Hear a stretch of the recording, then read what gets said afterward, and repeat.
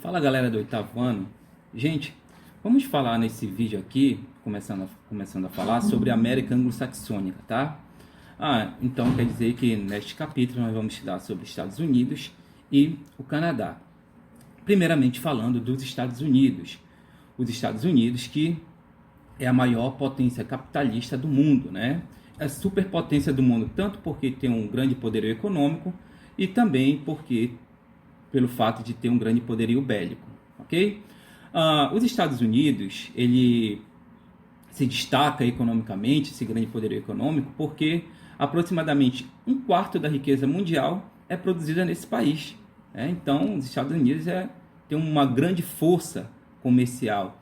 Quais são os fatores que levam os Estados Unidos a ter essa grande força mundial?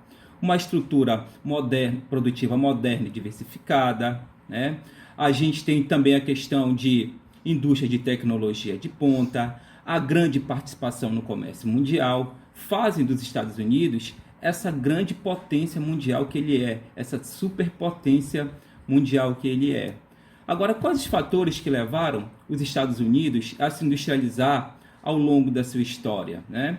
A gente tem a questão do mercado consumidor interno deles, que foi se expandindo ao longo da história, o acúmulo de capitais, né, que ao longo da história também, em razão da atividade pecuária, da atividade agrícola, da atividade mineral, uma produção que era voltada para o mercado interno.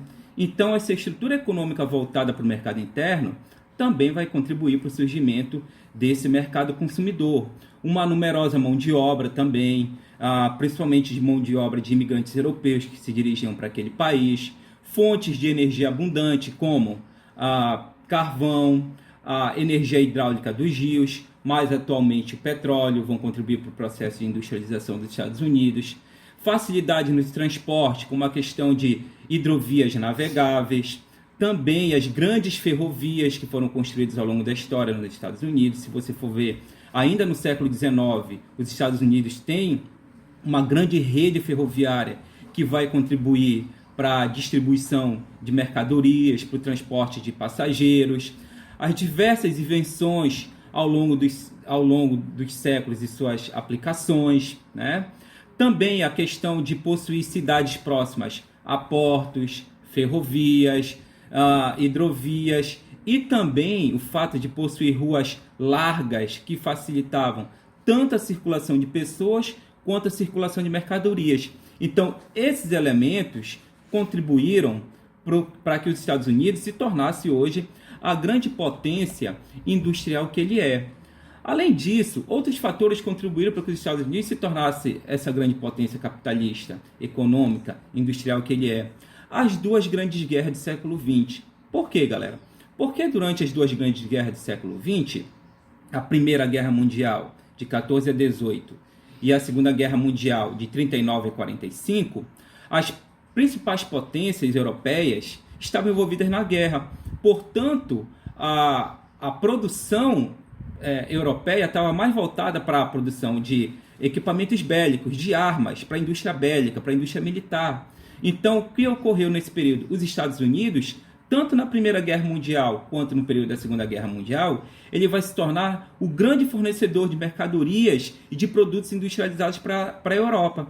Tanto é que depois da Segunda Guerra Mundial, os Estados Unidos ele vai surgir, emergir como uma grande potência capitalista e que vai rivalizar na segunda metade do século XX com a União Soviética pela hegemonia mundial. Bom, então também as duas guerras mundiais vão contribuir para que os Estados Unidos se tornassem essa grande potência que ele é hoje no mundo capitalista, certo, gente? Durante a Guerra Fria, o embate ideológico entre Estados Unidos e União Soviética, Estados Unidos capitalista e União Soviética socialista, os Estados Unidos ele é a principal potência capitalista, né? Então, durante a Guerra Fria, muitas das tecnologias que nós temos hoje, que são utilizadas, foram desenvolvidas durante a Guerra Fria, né? Como a própria internet, que era uma tecnologia militar e depois foi passada para a sociedade civil. Então, a Guerra Fria ela vai contribuir também para o avanço tecnológico dos Estados Unidos. Por quê? Porque muito da tecnologia militar depois foi repassada para a sociedade civil, o que não acontecia, por exemplo, com a União Soviética.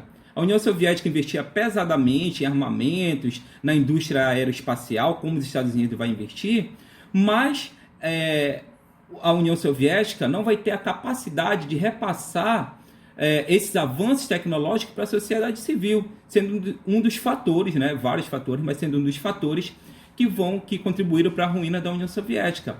Então, muito da tecnologia militar produzida durante a Guerra Fria vai ser repassada para a sociedade civil, como na área de informática, de eletrônica, de biotecnologia, de química fina, na área aeroespacial, tá bom? Então, a Guerra Fria vai contribuir também para os Estados Unidos se tornar essa grande potência tecnológica também que ele é, nesses diversos setores que eu citei aqui: biotecnologia, química fina, eletrônica, informática, indústria aeroespacial, são indústrias modernas. Bom, com o final da Guerra Fria, com o fim do comunismo, os Estados Unidos vai voltar suas atenções também para o continente americano.